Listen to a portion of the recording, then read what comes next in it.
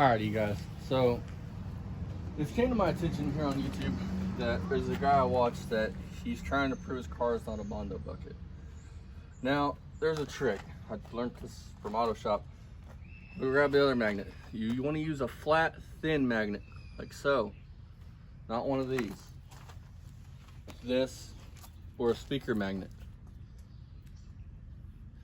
This, if you want to check for Bondo, on a car you need something thin. This, I know for a fact there's Bondo right here. That'll fill right through the Bondo to any metal that's left there. Now if there's no metal, it won't stick at all, but watch.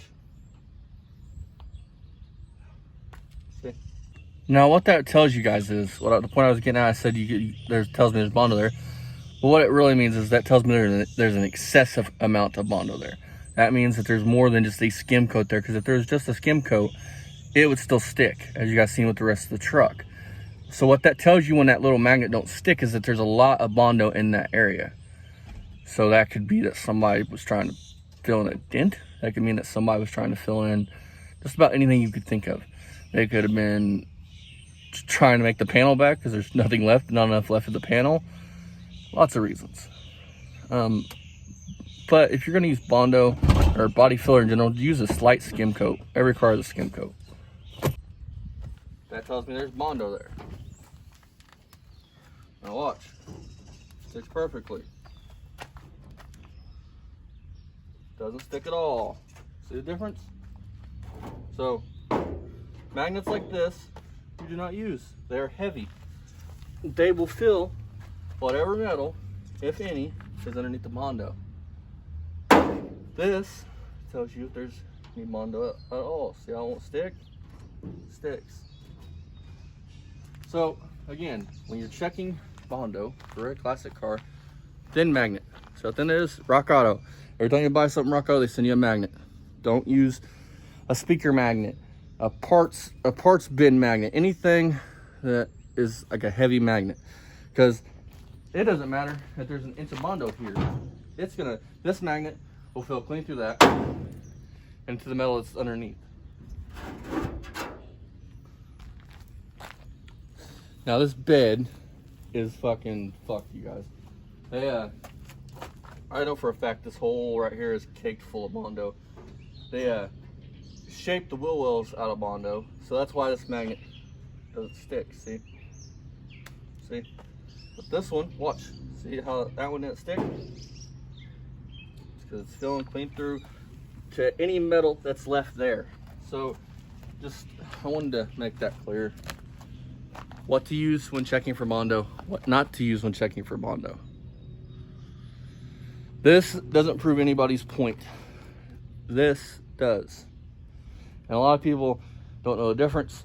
So I wanted to do this video to explain this, because this, no go, checking for Bondo. This, go for checking for Bondo. Now, another reason you use something like this and something like this is because if you have nice paint, it fucks up the paint.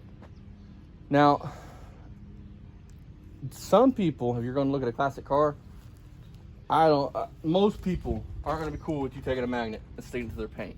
It's not going to happen. Some people are, especially you walk up with a fucking big ass magnet like this going, like, just right things for the right jobs. You guys remember that. Thin magnet, check it for Bondo. Thick magnet. I think these are called rare earth magnets. I'm not too sure what exactly these big ones are called. You want a thin magnet like that. You don't want something like that. That'll fill clean through the Bondo to any metal that's there. Like right here. Look. I don't know what's gonna pick it up on camera.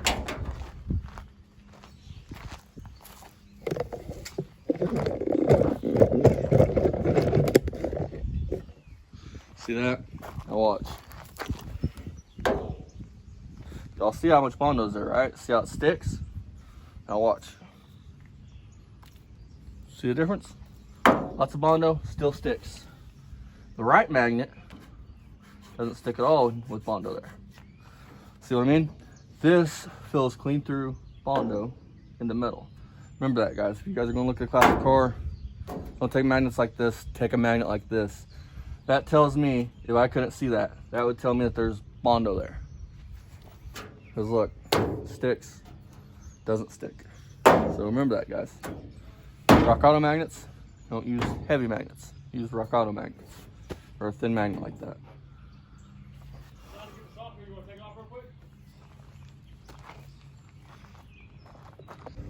Alrighty, guys, so the point I'm just trying to make here is, you guys see it, that's Bondo. This whole bed's fucked.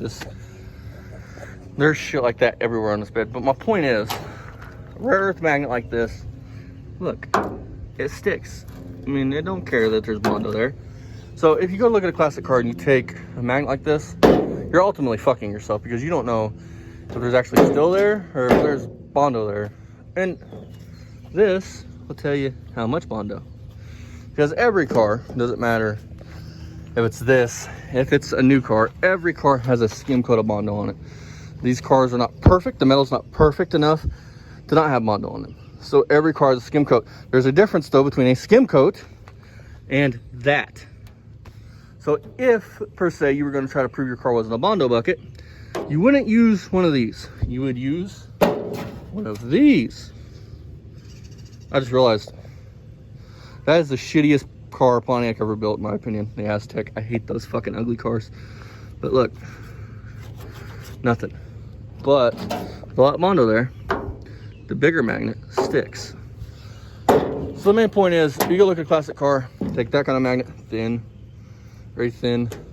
Plus, if you use a magnet like this, again, it'll fill clean through the Bondo. But the other thing is, if you have nice paint, take a chance on damaging the paint with this.